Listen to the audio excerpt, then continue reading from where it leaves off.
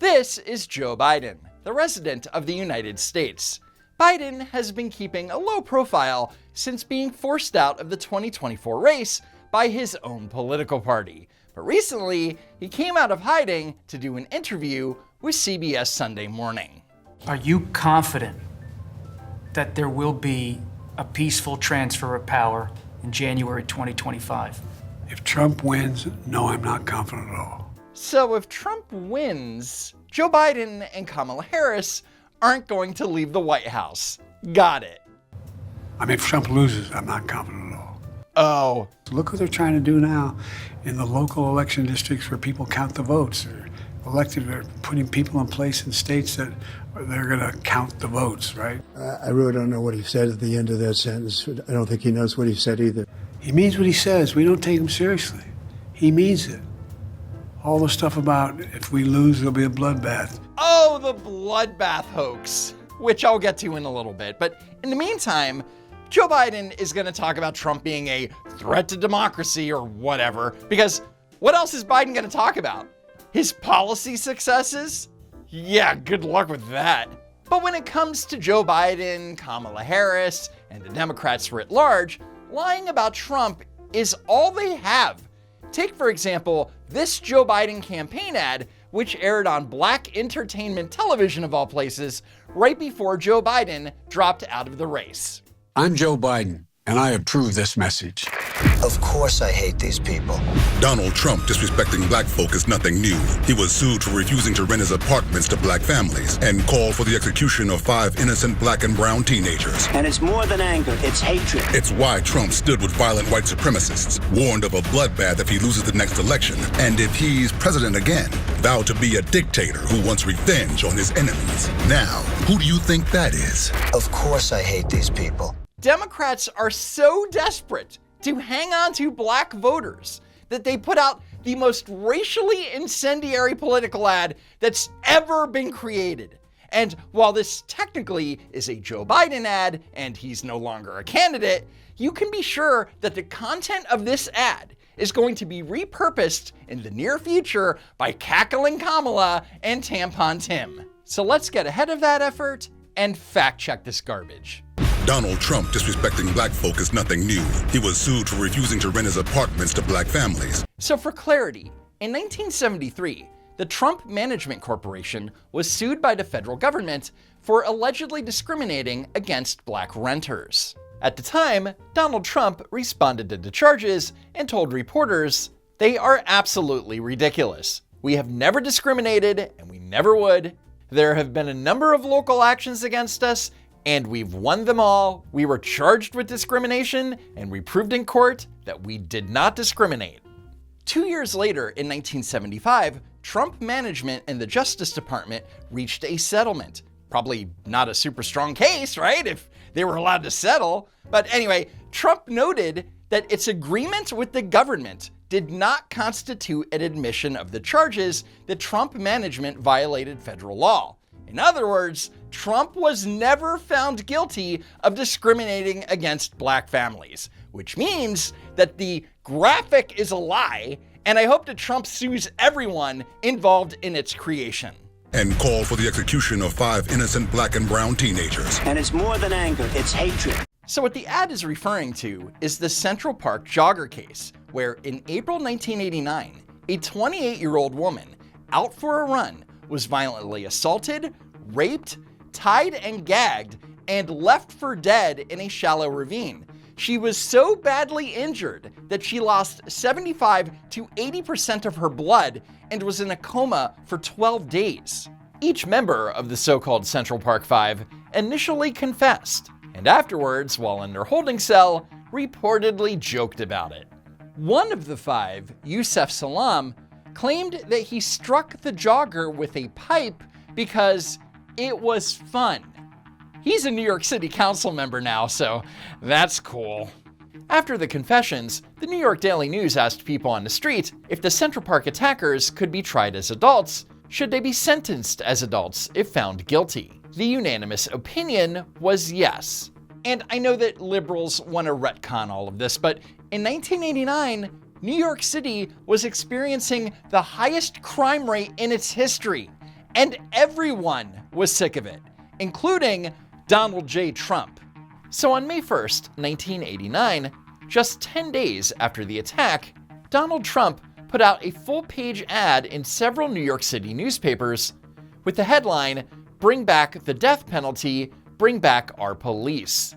The ad was an overall response to the rising crime rate, and despite the fact that anyone can find it online and see exactly what it says, Democrats think that you're too stupid to read it for yourself. And call for the execution of 5 innocent black and brown teenagers. This is a lie. The ad never mentioned the Central Park 5, but it did say the following about the death penalty.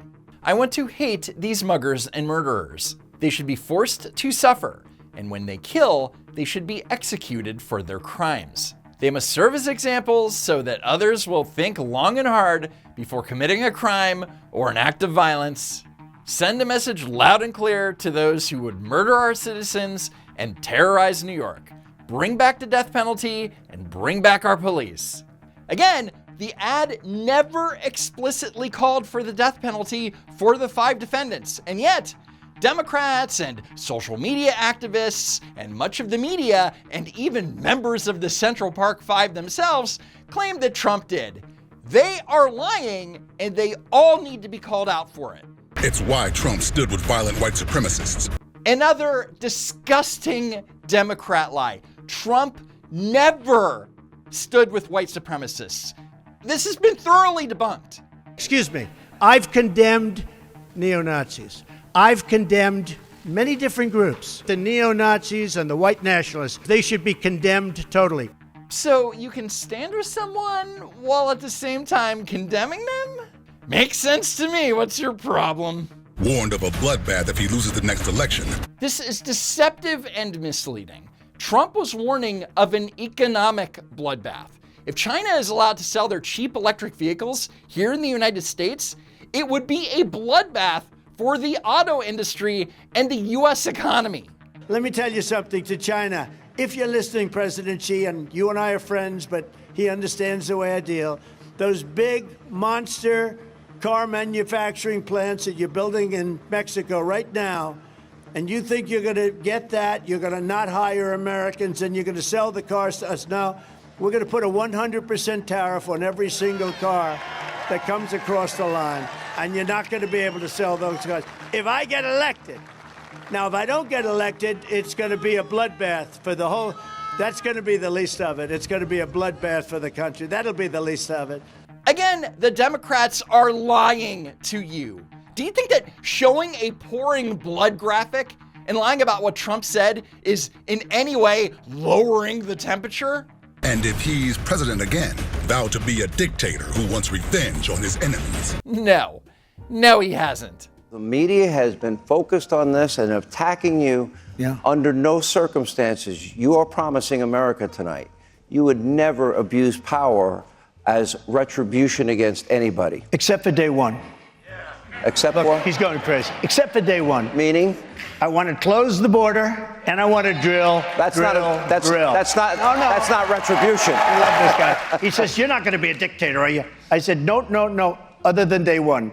We're closing the border, and we're drilling. After that, I'm not a dictator, So that sounds to me like you're going back to the policies when you were president. All right. So yes, Trump was making a joke, which proves that the Democrats, A, have absolutely no sense of humor, and B, are liars who will always twist Trump's words to fit their orange man bad narrative. And for additional clarity, here is Dr. Phil asking Trump about the whole retribution and revenge accusation in a serious manner. There are headlines out there that say, when you win your second term, that you are going to make the people that have come after you pay. Retribution and revenge. You know, the word revenge is a very strong word, but maybe we have revenge through success. But that's what I'd like to see. I want to see the country survive. That's a very reasonable answer, right? Kind of disproves the whole Trump will be a dictator thing, but Democrats can't stop, won't stop. And if he's president again, vowed to be a dictator who wants revenge on his enemies. Now, who do you think that is? I have never in my life seen a political ad so inflammatory. The Democrats want you to believe that Donald Trump hates black people and means that if you're black, you're his enemy and he's coming after you, circled in red, approved by Joe Biden. Of course I hate these people. And that line, which appeared twice in the ad, is supposed to be Trump talking about the Central Park Five. However, that's not even who he's talking about. Here's the full clip. I had a case the other day. I went to a hospital in Brooklyn. A woman was raped, mugged, and thrown off a 4-story building, okay? And a reporter asked me whether or not I had any compassion or feeling for the people that did it. Do I have hatred for them?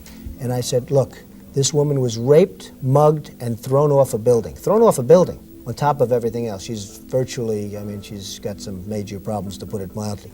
I said, of course I hate these people. And let's all hate these people, because maybe hate is what we need if we're going to get something done. It's incredible when a reporter asks me whether or not I have compassion for the people that did this crime. I have absolutely no compassion. Clearly, Trump was not talking about the Central Park jogger case.